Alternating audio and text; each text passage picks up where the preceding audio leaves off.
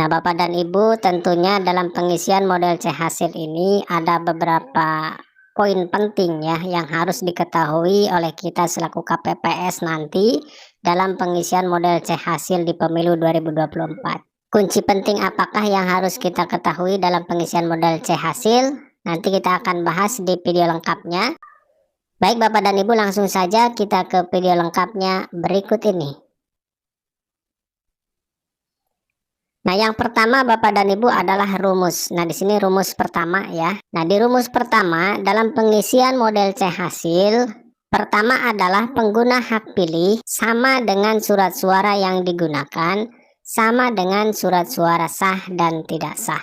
Nah, di rumus pertama ini Bapak dan Ibu dalam pengisian model C hasil nanti di poin pengguna hak pilih itu harus sama dengan surat suara yang digunakan, harus sama juga dengan suara sah dan tidak sah dalam jumlahnya ya.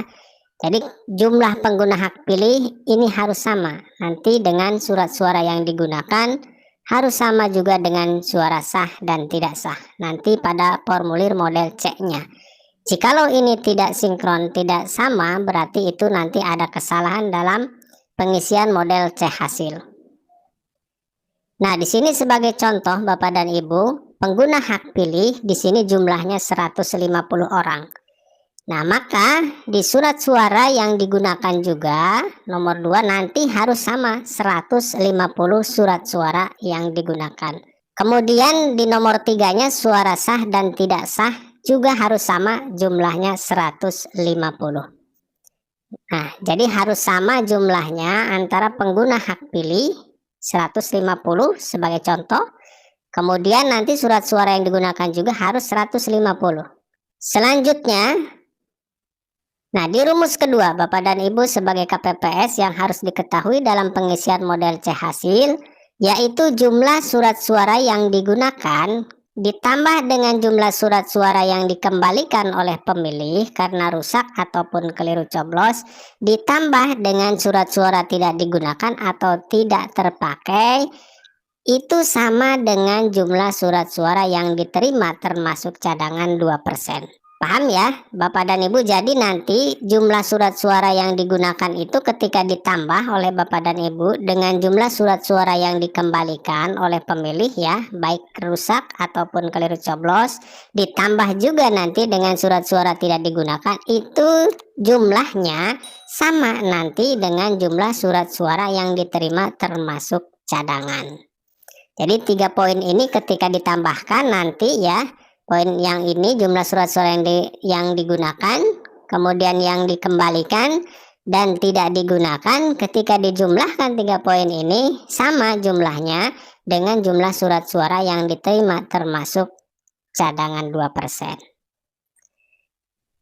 Nah, di sini sebagai contoh lagi Bapak dan Ibu, jumlah surat suara yang digunakan misalnya 215. Kemudian ditambah dengan jumlah surat suara yang dikembalikan oleh pemilih karena rusak atau keliru coblos 3 misalnya. Kemudian ditambah lagi dengan surat suara tidak digunakan atau tidak terpakai ada 37.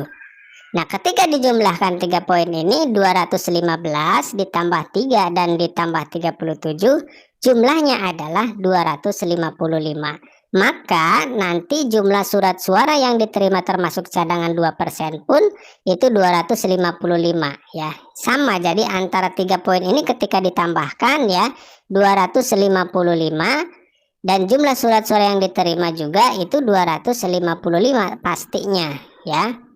Karena surat suara ini jumlah DPT ya, diambil dari jumlah DPT ditambah 2%.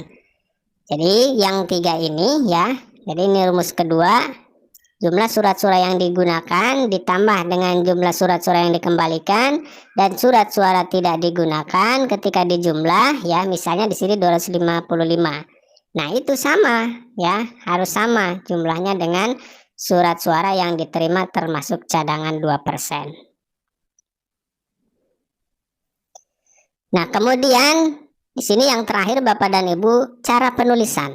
Nah, yang pertama pastikan KPPS memahami betul cara penulisan angka pada model C hasil, terutama bagian lembar yang ada titik-titik digital.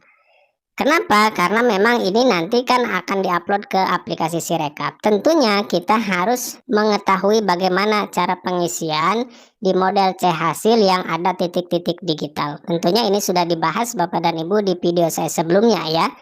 Kemudian yang kedua, pastikan penulisan huruf di model C hasil menggunakan huruf kapital, tidak menggunakan huruf kecil ya.